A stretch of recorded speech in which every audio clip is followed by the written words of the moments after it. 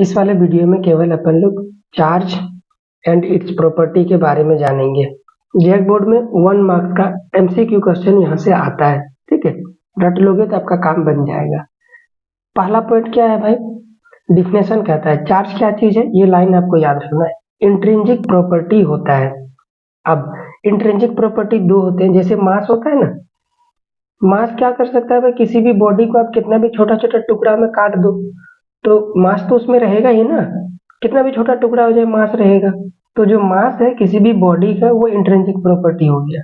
उसी प्रकार अब आप नया चीज सीख रहे हो, जो चार्ज है, किसी भी बॉडी को आप कितना भी छोटा छोटा टुकड़ा में काट दो, हर एक टुकड़ा में ना चार्ज कुछ ना कुछ मिलेगा। इसीलिए इसको अपन लोग बोलते हैं किसी भी बॉडी का ये इंट्रिंसिक प्रॉपर्टी होता है। तो डिफिनेशन भी बिल्कुल वैसा ही है कि यहाँ पे आपका charge is intrinsic property of substance due to charge a body can exert force. जैसे मास की वजह से कोई बॉडी क्या लगा सकता है भाई, फोर्स लगा सकता है। कौन सा फोर्स लगाता है, ग्रेविटेशनल फोर्स लगाता है मास की वजह से। उसी प्रकार चार्ज भी इंट्रिंसिक प्रॉपर्टी है, इसीलिए इसके वजह से भी क्या होगा, एक फोर्स लगेगा और उस फोर्स का नाम क्या है, इलेक्ट्रिक फोर्स। ये याद रखना है आपको, चार्ज की वजह से कौन सा फोर्स लगता है, इलेक्ट्रिक फोर्स। अगला पॉइंट कहता है चार्ज दो टाइप का होता है भाई, पॉजिटिव चार्ज और निगेटिव चार्ज। बहुत सिंपल है, याद रखना है आपको। आगे चलते हैं 3 नंबर पे। और ये चीज जो दो टाइप के चार्ज है ना, उनका बिहेवियर के अकॉर्डिंग उनका नाम रखा गया है, पॉजिटिव चार्ज और निगेटिव चार्ज। कैसा बिहेवियर, उसको अपन लोग पॉजिटिव चार्ज बोल दिए और उसको अपन लोग निगेटिव चार्ज बोल दिए। जैसे कि यहाँ पे एक ने अपन ने चार्ज रख दिया, यहाँ पे एक चार्ज रख दिया। इन दोनों को जब सामने लाया गया तो ये दोनों एक दूसरे को क्या करने लगे, दूर दूर भगाने लगे। उसको बोलते हैं रिपेल। जब दूर भगाते हैं तो उसको रिपेल बोलते हैं। मतलब ये दोनों सेम टाइप का चार्ज होगा। यदि ये माइनस है तो ये भी माइनस होगा, ठीक है। या क्या हो सकता है भाई, दोबारा चेक किया उन लोगों ने, साइंटिस्ट ने, तो दोबारा ये दोनों रिपेल कर रहे हैं। इस बार या प्लस हो सकता है, ये भी प्लस हो सकता है। तो सेम टाइप का चार्ज एक दूसरे को रिपेल करते हैं। लेकिन तीसरी बार देखा गया कि एक चार्ज को यहाँ रखा, एक चार्ज को यहाँ रखा। इस बार ये दोनों अट्रैक्ट कर रहे थे एक दूसरे को, तो ये माइनस चार्ज था उस टाइम और ये प्लस चार्ज था। इसीलिए लोगों ने चार्ज का नाम यहाँ पे रख दिया पॉजिटिव चार्ज, निगेटिव चार्ज। ये बिहेवियर आपको याद हो गया ना, बहुत सिंपल सा फंडा है। सेम टाइप का चार्ज एक दूसरे को रिपेल करता है, ऑपोजिट टाइप का चार्ज एक दूसरे को अट्रैक्ट करता है। याद रखिएगा इस बात को, ठीक है। आगे चलते हैं। इसको समझने याद रखने का छोटा सा तरीका और भी है। जैसे सपोज करो ये गर्ल्स है और ये आप बॉयज हो, ठीक है। तो ये दोनों ऑपोजिट है ना, तो एक दूसरे को क्या करेंगे, अट्रैक्ट करेंगे। सपोज करो ये भी बॉयज होता है, यहाँ भी बॉयज होता है, तो दोनों एक दूसरे को थोड़ी ना अट्रैक्ट करेंगे भाई। दोनों एक दूसरे से तानाशाही युद्ध चलेगा और भागो भाई, रिपेल करेंगे। ऐसे भी आप याद रख सकते हो। तो जो रिपेल करते हैं ना, तो क्यों रिपेल करता है भाई, एक ताकत लगता है। तो कौन सा ताकत लगता है, रिपल्सिव इलेक्ट्रिक फोर्स। और जो एक दूसरे को खींचता है, क्यों खींचता है, इलेक्ट्रिक अट्रैक्टिव इलेक्ट्रिक फोर्स। ये याद रखना है आपको, ठीक है। आगे चलते हैं प्रॉपर्टी नंबर 4। पॉजिटिव और निगेटिव साइन जो होता है किसी भी चार्ज का, वो केवल नेचर को रिप्रेजेंट करता है, उसका मैग्नीट्यूड को नहीं। अब मान लिया कहीं यहाँ पे लिखा हुआ है 20, चार्ज का यूनिट, ये तो केवल नंबर है, इसमें यूनिट लगाओगे तभी तो पता चलेगा ये कौन सा क्वांटिटी है। तो चार्ज का यूनिट होता है कूलम, आगे सीखेंगे अभी। तो यहाँ पे 20 और प्लस में 20 कूलम। तो बताओ दोनों में कौन सा चार्ज ज्यादा बड़ा है, ठीक है। तो इस समय अपन लोग क्या करेंगे, ये जो साइन है इसको हटा के देखेंगे, तो ये भी तो 20 ही कूलम है, ये भी 20 कूलम है। तो इस समय बोलेंगे ये दोनों बराबर है, ठीक है जी। आगे यदि ऐसा कुछ आ जाता है तो ये -40 है कूलम है और यहाँ पे प्लस का 20 कूलम है। अभी आपसे सवाल कोई पूछेगा बच्चा दोनों में बड़ा चार्ज कौन है, तो साइन को हटा के देखेंगे, ये माइनस और ये प्लस साइन को हटाओ आप, तो ये तो 40 है, ये 20 है, तो कौन सा बड़ा हो गया, -40 कूलम बड़ा है। ये माइनस क्या बता रहा है, ये निगेटिव बिहेवियर का चार्ज है। ये आपको याद रखना है, जब भी आप दोनों चार्ज को बड़ा या छोटा पता करोगे तो साइन को हटा के पता करना है, ठीक है। प्रॉपर्टी नंबर 5, इफ, ये तो बता दिया, यही चीज लिखा हो जो अभी बता दिया। If you want to compare magnitude of positive and negative charge then we have to remove sign of the charge, ठीक है। Property number 6, charge of body can be fundamental particle. कहाँ रहता है चार्ज, इलेक्ट्रॉन और proton में रहता है, neutron पे कोई चार्ज नहीं रहता है। ये याद रखना आपको, यहाँ से ऑब्जेक्टिव क्वेश्चन पूछ सकता है। और चार्ज का एसआई यूनिट क्या होता है, यहाँ से क्वेश्चन पूछता है, ठीक है।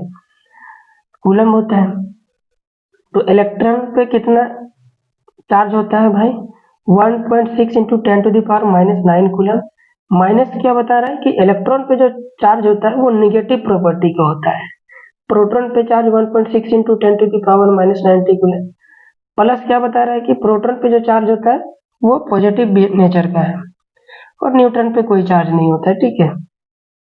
यहाँ से आपका एक एडिशनल जानकारी है, ये देखो कभी कभी पूछ लेता है कि मास ऑफ न्यूट्रॉन कितना है, ठीक है, मास ऑफ प्रोटॉन कितना है, मास ऑफ इलेक्ट्रॉन कितना है, तो इसको आप याद रख सकते हो। ज्यादातर नहीं पूछता है लेकिन नजर में रहेगा, कॉपी में लिखा हुआ तो आपको ज्यादा अच्छा है। एक चीज इंपॉर्टेंट बात, ये आपको नोट्स मिल जाएगा डिस्क्रिप्शन बॉक्स में, जैसे पढ़ा रहा हूँ वैसे ही, तो पीडीएफ को डाउनलोड करके आप गो थ्रू कर सकते हैं, याद कर सकते हैं। Net charge of the universe is zero. Universe का नेट चार्ज कितना होता है भाई, जीरो होता है, तो रट जाना, और कंजर्व रहता है, ठीक है। Property number 1, A particle can have mass without having the charge but converse is not true. ये उतना इंपॉर्टेंट नहीं है, मतलब समझा देता हूँ। कोई भी बॉडी जो है ना चार्ज के बिना रह सकता है लेकिन मास के बिना नहीं रह सकता है, ठीक है।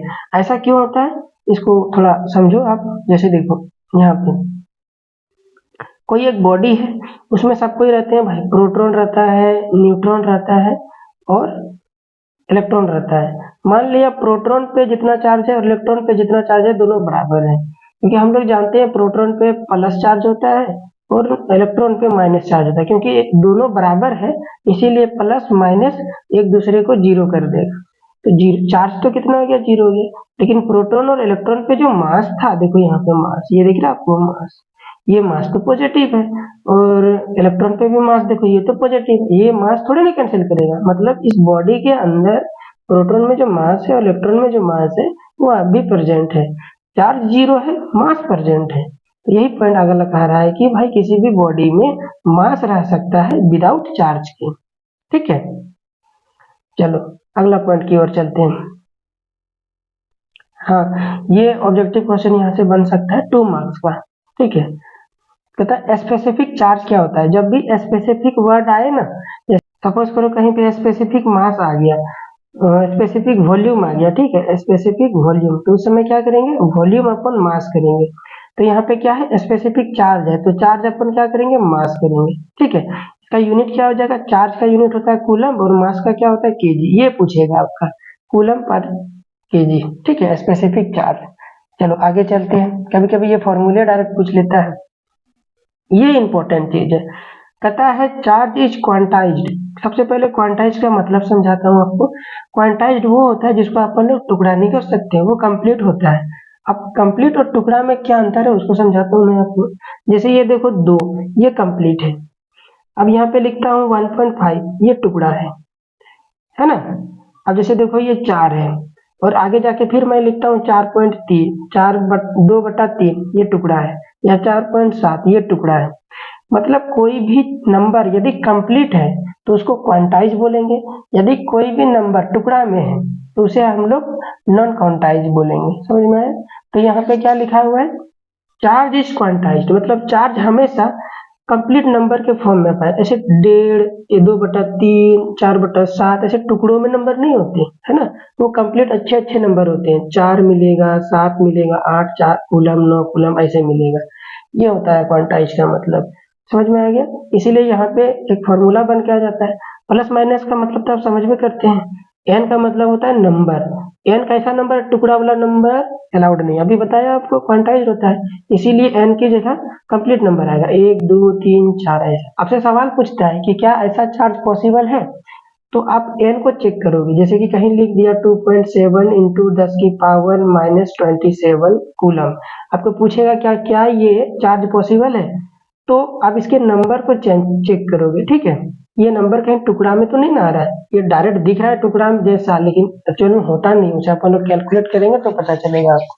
तो वही चेक करके आप पता कर सकते हो कि वो चार्ज एग्जिस्ट करता है या नहीं करता है। ऑब्जेक्टिव क्वेश्चन ऐसा खूब पूछता है, ये फॉर्मूला आपको याद रखना है। आगे चलते हैं, और बेहद फंडामेंटल कंसेप्ट है एक। देखो भाई, दुनिया में क्या होता है ना कि चार्ज जो है ना वो क्या क्या प्रोड्यूस कर सकता है, इसी के दम पे आगे पूरा सिलेबस हम लोग का चलता जाएगा, इसीलिए इसको ध्यान से सुनिएगा। ठीक है, आगे और भी चैप्टर्स हैं हमारे पास। चार्ज यदि चुपचाप शांत है, शांत बैठा हुआ है, तो एक ही चीज प्रोड्यूस करेगा, क्या? Electric field. अब ये फील्ड क्या चीज होता है, उतना घबराए ना। फील्ड बस इतना समझ ले कि कोई भी आदमी का वो दायरा होता है जहां तक वो अपनी ताकत आजमा सकता है। जैसे आप है, आप घर के बच्चे हैं, आपकी ताकत कहाँ तक चलेगा भाई? आपके घर के अंदर। तो आपका फील्ड क्या हो गया? घर के अंदर। जैसे बाहर निकलोगे, आपके बाहर वाले धो देंगे, बाहर में आपकी पावर नहीं चलेगी, है ना? जैसे हमारे सीएम, सीएम का पावर कहाँ तक है भाई? अपना पूरा झारखंड स्टेट था। झारखंड से बाहर जैसे जाएगा और वहां पे वो अपना पावर दिखाएगा, तो उसको फिर धो देगा सेंट्रल सरकार, है ना? समझ में आ गया ये वाली बात? तो फील्ड का यही मतलब होता है।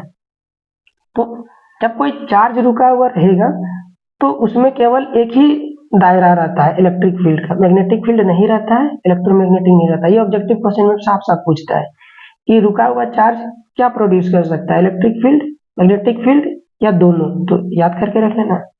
मूव कर रहा है लेकिन कांस्टेंट वेलोसिटी के साथ, एक्सेलरेशन उसमें नहीं है, तो इलेक्ट्रिक फील्ड और मैग्नेटिक फील्ड ही प्रोड्यूस करेगा, इलेक्ट्रोमैग्नेटिक वेव प्रोड्यूस नहीं करेगा। लेकिन यहीं पे लेकिन यहीं पे दोस्त, यदि चार्ज क्या कर रहा है, मूव कर रहा है, ठीक है, एक्सेलरेशन के साथ, मूव विथ एक्सेलरेशन, तो तीनों प्रोड्यूस करेगा। एकदम याद हो जाएगा, रुका हुआ, कांस्टेंट वेलोसिटी, एक्सेलरेशन के साथ।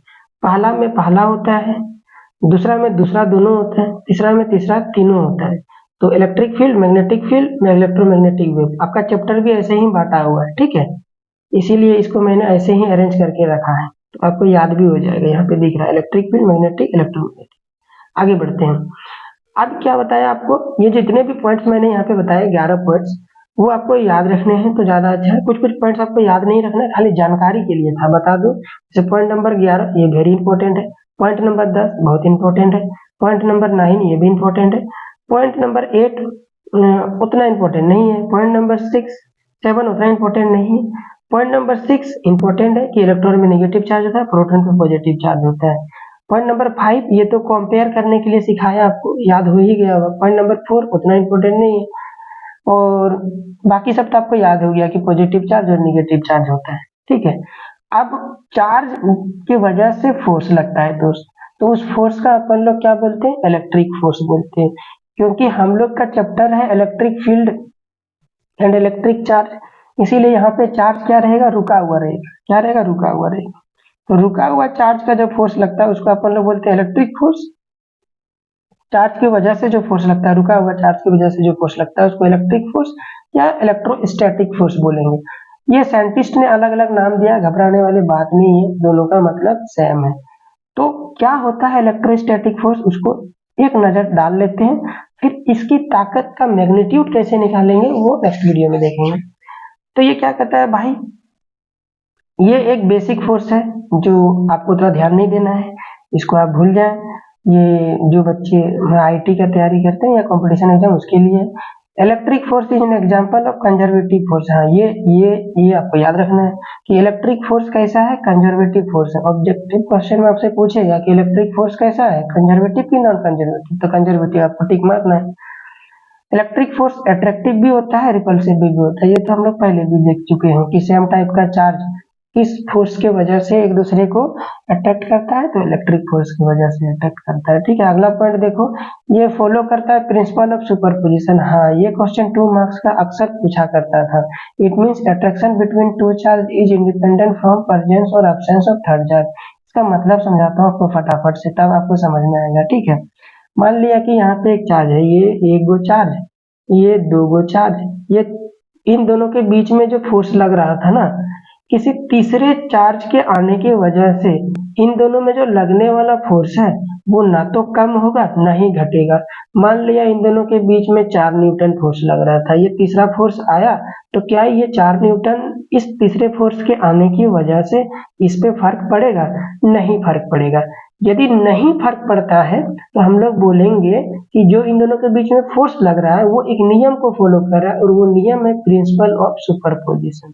और यदि 3 नंबर ये चला जाता है, ये चार्ज यहाँ से, तब भी ये 4 न्यूटन घटता नहीं है। मतलब तीसरे के आने और ना जाने से पहले जो चार्ज में फोर्स लग रहा था उन दोनों में उतना ही चार्ज लगेगा, ठीक है, उससे कोई फर्क नहीं पड़ेगा। ये प्रिंसिपल ऑफ सुपरपोजिशन आपको समझ में आ गया। अब आगे चलते हैं। Electric force is central in nature, ये आपको बस समझने के लिए है। जैसे मान लिया एक चार्ज ये है, एक चार्ज ये है, इन दोनों चार्ज का सेंटर कहाँ है भाई, यहाँ पे और यहाँ पे। सेंटर को सेंटर से जोड़ो तो यही लाइन के अकॉर्डिंग ही फोर्स लगेगा, ठीक है। यहाँ पे फोर्स नहीं लगेगा, यहाँ पे फोर्स नहीं लगेगा, फोर्स कहाँ लगेगा, सेंटर सेंटर लगेगा, ठीक है, ये याद हो गया आपको। अब magnitude of electric force is given by Coulomb's law. अब मैग्नीट्यूड ऑफ इलेक्ट्रिक कैसे पता करते हैं, कूलम्स लॉ के थ्रू पता करते हैं, जो हम लोग नेक्स्ट वीडियो में क्या करेंगे, सीखेंगे। और क्या, सिंपल है। आज की वीडियो को यहीं पे समाप्त करते हैं। एक चीज जो यहाँ पे मेंशन नहीं किया उसका कॉपी में नोट डाउन कर लेना, वैसे भी आपको याद हो जाएगा। क्या चीज, इलेक्ट्रिक चार्ज का एसआई यूनिट क्या होता है भाई, कूलम होता है, ठीक है। चलो आज की वीडियो को यहीं पे समाप्त करते हैं। खूब प्रैक्टिस कीजिएगा और अच्छे से मार्क्स लाने की पूरी कोशिश कीजिएगा। Thank you so much.